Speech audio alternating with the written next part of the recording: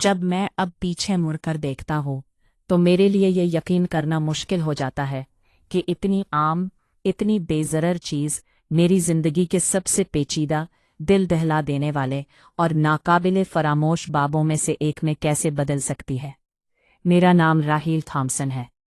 मैं इस वक्त 32 साल का था। डेविड से शादी की, वो शख्स जिसके बारे में मैं सोचता था कि वो हमेशा के लिए मेरा रहेगा। हमारी शादी को 8 साल हो चुके थे और अगरचा हमारी शादी कामिल नहीं थी, मुझे यकीन था कि ये किसी भी तूफान का मुकाबला करने के लिए काफ़ी मजबूत है। लेकिन ज़िंदगी में आपको उन तरीक़ों से जांचने का एक तरीक़ा है जिसकी आप कम से कम तवक्को करते हैं, और मेरा इम्तिहान एक सादा एहसान के तौर पर पेश आया।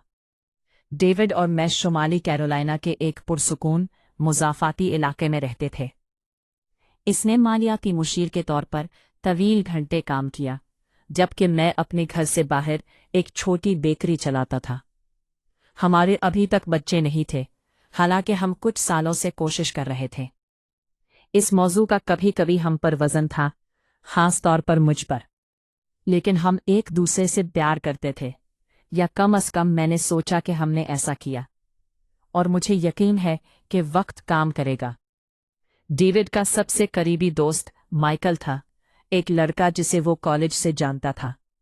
माइकल दिलकश, मुज़हक्काखेज़ और इस किस्म का शख्स था जो हमेशा जानता था कि कमरे को कैसे हल्का करना है। इसकी तलाक हो गई थी, वो सिर्फ चंद ब्लॉक्स के फासले पर रहता था, और वो अक्सर हमारे घर डिनर या फुटबॉल गेम्स के लिए गिरा देता था। मैंने कभी इसके बारे में ज़्यादा नहीं सोचा। मेरे नज़दीक माइकल सिर्फ डेविड का दोस्त था, जो हमारे ख़ानदानी दायरे का हिस्सा बन गया था। जुमेरात की एक बारिश की दोपहर, कहानी शुरू हुई। डेविड शिकागो में कारोबारी दौरे पर गया हुआ था, और मैं बेकिंग ऑर्डर के बाद घर की सफाई कर रहा था। मेरा फ़ोन बज उठा और ये माइकल था। वो हड़बड़ा कर बोला। उसकी कार मेरे घर से चंद मील के फासले पर टूट गई थी, और तूफान के साथ उसने पूछा कि क्या मैं उसे अपने बेटे को फुटबॉल की मश्क से लेने के लिए जल्दी सवारी दे सकता हूँ। आम तौर पर मैं हिचकिचाहट का शिकार हो सकता है, मैं उसके लिए काम करने का आदी नहीं था, लेकिन ये बाहर बह रहा था और वो हकीकी तौर पर मायूस लग रहा था। एक सादा सा एहसान, मैंने खुद से कहा। मेरे शौहर के सबसे अच्छे दोस्त के लिए सिर्फ एक हमसाया सलूक। मैंने अपनी चाबियां पकड़ी, बरसाती कोट पर फिसलाया और वहां चला गया जहां वो फंसा हुआ था। जब मैंने ऊपर खींचा तो माइकल अपनी गाड़ी के पास खड़ा था, सर से पांव तक भीग रहा था। जितना मैंने उसे देखा था उससे ज्यादा शिकस्त खुर्दा नजर आ रहा था। उसकी कमीज उसके जिस्म से चमटी हुई थी, और उसकी आम तौर पर चंचल मुस्कुराहट की जगह थकन ने ले ली थी। रेचल, तुम जिंदगी बचाने वाली हो, उसने मुसाफिरों की सीट पर खिसकते हुए कहा। मैं आपका बड़ा कर्जदार हूं। हम कारों के साथ उसकी बदकिस्मती के बारे में हंसे और ड्राइव के दौरान इत्तेफाक से बात की। अपने बेटे को छोड़ने के बाद माइकल ने शुक्रिया के तौर पर मुझे कॉफ़ी खरीदने पर इसरार किया। ये कॉफ़ी मासूम लग रहा था, लिहाजा मैंने इत्तेफाक किया। हम एक आरामदेह कैफ़े में बैठ गए जब बारिश खिड़कियों से टकरा रही थी, और 2 घंटे की गुफ्तगू में एक तेज़ कप होने वाला था। हमने ज़िंदगी के बारे में, तन्हाई के बारे में, इसके बारे में बात की कि इसके लिए तलाक के बाद उसे एडजस्ट करना कितना मुश्किल था, और थोड़ी देर में पहली बार मैंने महसूस किया कि कोई मेरी बात भी सुन रहा है। इसने मेरी बेकरी के बारे में पूछा, मेरे ख्वाबों के बारे में, क्या डेविड और मैं खुश थे। इसके सवालात हकीकी थे, और मैंने महसूस किया कि मेरे लिए किसी से, हत्ता के अपने शौहर से भी, इतनी गहरी गुफ्तगू करना कितना नायाब हो गया है।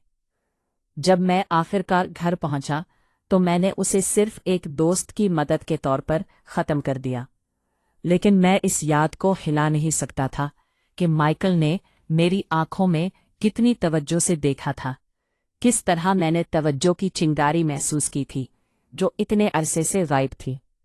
अगले दिनों माइकल ने मुझे शुक्रिया के छोटे छोटे नोट भेजना शुरू कर दिए। सबसे पहले ये सादा था, एक बार फिर शुक्रिया राहील, आप हैरत अंगेज है। फिर ये ज्यादा जाती हो गया, दूसरे दिन आपसे बात करते हुए मुझे याद आया कि हकीकी ताल्लुक कैसा महसूस होता है। मैंने अपने आप को बताया कि ये बेज़रर है, लेकिन गहराई में मुझे मालूम था कि एक लाइन से राबता किया जा रहा है। हफ्ते महीनों में बदल गए और वो एहसान जो बहुत छोटा लग रहा था एक अहम मोड़ बन गया। जब भी डेविड मसरूफ होता या सफर करता, माइकल चेक इन करता। कभी कभी वो मफिन्स खरीदने के लिए मेरी बेकरी के पास रुक जाता, जिसकी उसे वाकई जरूरत नहीं थी। कभी कभी वो फूलों के थैले ले जाने में या घर के इर्द गिर्द कुछ ठीक करने में मेरी मदद करता था जब डेविड दूर था। हर तसादुम ने सरहदों को कुछ और धुंधला कर दिया। एक शाम डेविड ने मुझे ये बताने के लिए फ़ोन किया कि वो काम पर देर से ठहरेगा। मैंने अभी बेकरी बंद की थी जब माइकल शराब की बोतल लेकर वहां से गिरा। उसने कहा कि मैं अकेला खाना नहीं चाहता। मुझे नहीं कहना चाहिए था, लेकिन तन्हाई और तजस्सुस जीत गया। हम अपने किचन में बैठे, पीते, हंसते, कहानियां बांटते। माहौल भारी होता गया और जब उसने मेरे ऊपर हाथ रखा तो कमरे में खामोशी छा गई।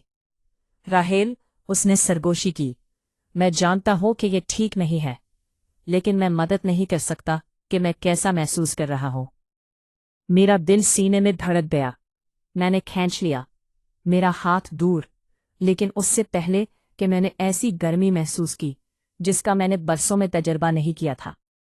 मैंने उसे बताया कि यह गलत था, कि हम डेविड को धोखा नहीं दे सकते, लेकिन अंदर की गहराइयों से मैं अपने इस हिस्से से इनकार नहीं कर सकता था जो तवज्जो का मुतमन्नी था। इस रात जिस्मानी तौर पर कुछ नहीं हुआ, लेकिन मेरे अंदर कुछ बदल गया। एक दरवाज़ा खुल गया था और ख्वाह मैंने उसे बंद करने की कितनी ही कोशिश की, आजमाइश बर्खास्त बरकरार रही। अगले हफ्तों में मैंने जुर्म के साथ कश्ती लड़ी। मैं डेविड से मोहब्बत करता था, लेकिन उसकी मुसलसल गैर मौजूदगी, काम में उसकी मसरूफियत ने मुझे पोशीदा महसूस किया। माइकल के साथ मैंने महसूस किया। एक रात जब डेविड दोबारा शहर से बाहर था, मैंने माइकल को एक रसते हुए नल को ठीक करने के लिए मदऊ करने की गलती की। ये वो रात थी जो सादा एहसान में बदल गया था, जो मैं कभी वापस नहीं ले सकता था। मैं वाज़ेह तफसीलात में नहीं जाऊंगा, लेकिन जो हुआ वो गलती से बढ़कर था। ये एक इंतखाब था, एक धोखा था। उसके बाद जो जुर्म हुआ वो नाकाबिले बर्दाश्त था। जब भी मैंने डेविड की तरफ देखा, मैंने बीमार महसूस किया। जब भी माइकल ने मुझे टेक्स्ट किया, मैं ख्वाहिश और शर्मिंदगी के दरमियान फट गया। बाल आखिर हकीकत सामने आ ही गई। डेविड को एक सुबह मेरे फ़ोन पर पैगामात का एक स्ट्रिंग मिला, और जब उसने उन्हें पढ़ा तो उसके चेहरे पर जो तासुरात आया वो कुछ ऐसा था जिसे मैं कभी नहीं भूलूंगा। गुस्सा, चोट, कुफ्र, ये सब उसकी आंखों में चमका। राहील, उसकी आवाज़ कांपती हुई बोली, तुम कैसे कर सकते हो? उसके साथ नतीजा सफाकाना था। माइकल रातों रात हमारी जिंदगियों से गायब हो गया। डेविड का सामना करने के लिए बहुत बुज़दिल था। मेरी शादी एक धागे से लटकी हुई थी। हम कई महीनों की मुशावरत, बेख्वाब रातों, लड़ाइयों से गुजरे जिसने मुझे आंसुओं में छोड़ दिया। मैंने सब कुछ, हर तफसीर का एतराफ़ किया, क्योंकि मैं नहीं चाहता था कि झूठ हमारे दरमियान मज़ीद दीवारें खड़ी करे। डेविड और मैं आज भी साथ हैं, लेकिन कुछ भी एक जैसा नहीं है। एतमाद एक बार टूट जाए तो दोबारा बनाना तकरीबन नामुमकिन है। वो कहता है कि उसने मुझे माफ़ कर दिया, लेकिन मैं उसकी आंखों में शक देखता हूँ। और मैं ये जानने के वज़न के साथ जी रहा हूँ कि एक सादा सा एहसान, कमज़ोरी के एक लम्हे ने मेरे पास मौजूद हर चीज़ को तकरीबन तबाह कर दिया। अगर इस दर्दनाक बाब से मैंने कुछ सीखा है तो वो ये है कि बेवफाई जिस्मानी खयानत से शुरू नहीं होती। ये छोटे इंतखाब, छोटे जवाज़, लम्हात के साथ शुरू होता है, जब आप अपने आप को बाहर तलाश करने की इजाजत देते हैं, जो आपको अपने अंदर परवान चढ़ाना चाहिए।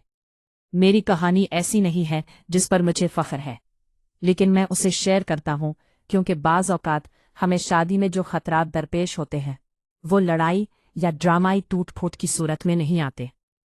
कभी कभी वो एहसान के तौर पर, दोस्ती के तौर पर, एक सादा एहसान के तौर पर आते हैं।